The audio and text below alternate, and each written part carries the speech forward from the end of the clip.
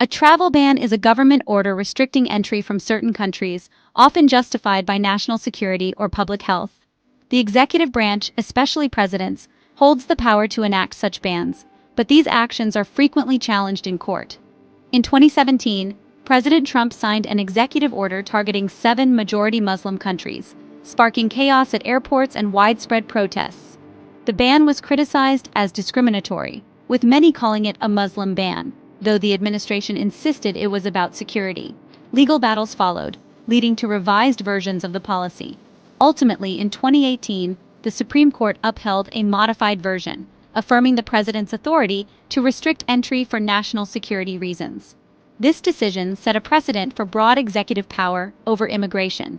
The travel ban's legacy remains controversial, shaping debates about security, fairness, and America's openness. Its impact continues to influence current policy discussions.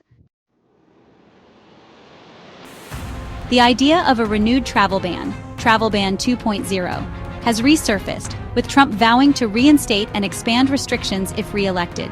Drafts suggest a tiered system, a red list for full bans, orange for severe restrictions, and yellow for countries given time to comply with U.S. security demands. Up to 43 nations could be affected, far more than the original ban. The stated goal is national security, blocking entry from terror-infested areas and individuals deemed dangerous. Trump has specifically mentioned Gaza, Syria, Somalia, Yemen, and Libya, citing ongoing conflicts. There's also talk of ideological screening, especially for international students, with threats to revoke visas for those seen as radical or anti-American.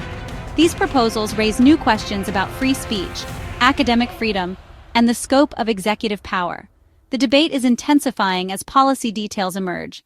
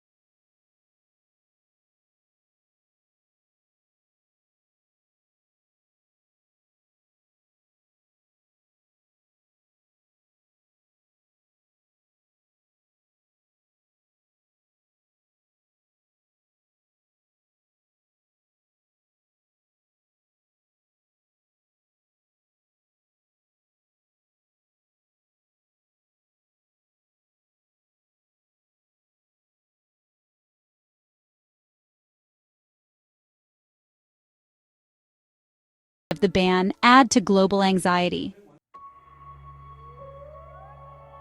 Legally, presidents have broad authority over immigration, as affirmed by the Supreme Court in 2018. Any new ban would face immediate legal challenges, but the precedent gives the executive branch significant leeway if framed as national security. Universities have already warned international students to return before a possible policy change, highlighting the disruption such bans cause. The economic impact on tourism may be limited, but the broader consequences for America's global image and diplomatic ties could be severe. Critics argue the ban is discriminatory and undermines America's reputation as an open society. Supporters insist it's necessary for national security. The debate is deeply political, with timing and rhetoric aimed at energizing specific voter groups. The outcome will shape America's approach to borders and openness for years to come. The most immediate effects would be on families, students, and refugees. Lives disrupted, dreams halted, and reunions denied. The first travel ban led to tens of thousands of visa refusals. A broader ban could multiply that impact.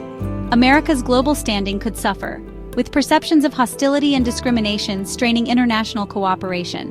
The policy forces a national debate: security versus openness, and what values define the U.S. Critics warn that broad bans are counterproductive, fueling resentment and undermining America's soft power. Supporters argue that security must come first, even at the cost of openness. As the debate continues, the world watches to see which path America will choose. The coming months will be pivotal for U.S. policy, global relations, and the lives of countless individuals.